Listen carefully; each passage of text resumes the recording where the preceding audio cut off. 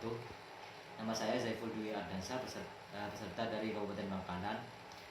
Yang pertama, yang saya dipresentasikan pertama yang jaring insang gilnet.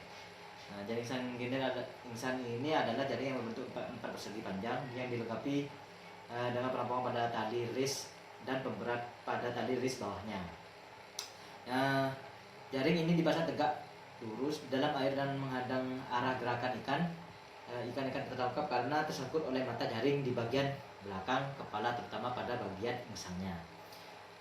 Yang kedua, cara memasukkan diri ke sesi pada mata jaring. Yang pertama, A. Jenis jaring insang. B. Penyusun alat tangkap. Yang pertama, jenis jaring insang meliputi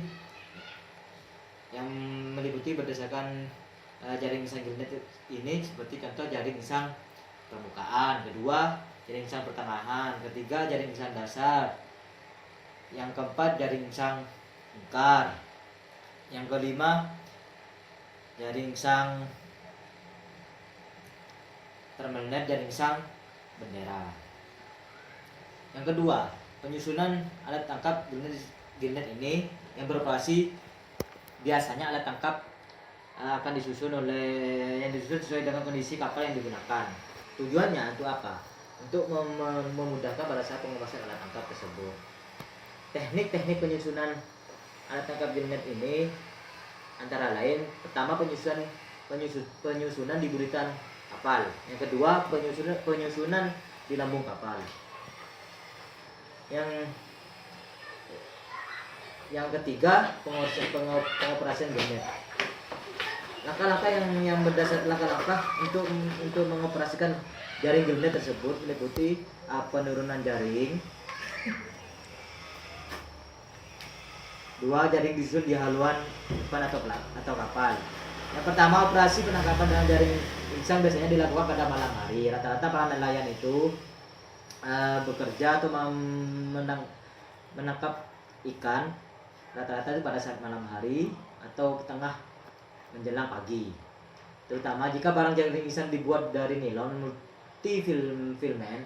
Tapi apabila bahan jaring insang ini dibuat dari nilon monofilament atau senar, maka biasanya juga dioperasi pada siang hari. Penurunan jaring insang dilakukan sebelum menjelang matahari terbenam dengan urutan sebagai berikut. Yang pertama, A. Memperhatikan atau menduga arah arus. Apabila arah arus sudah ketahui, maka haluan kapal harus melintang arus dan berjalan dengan kecepatan antara 2-3 knot.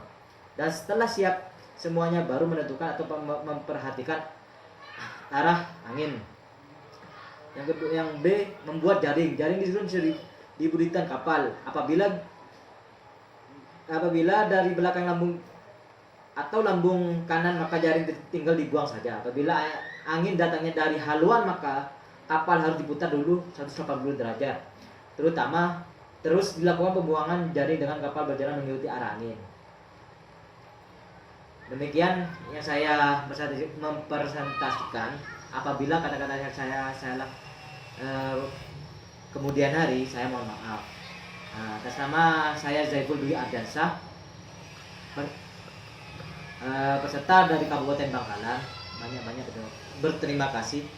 Wabillahi wa taufiq hidayah. Wassalamualaikum warahmatullahi wabarakatuh.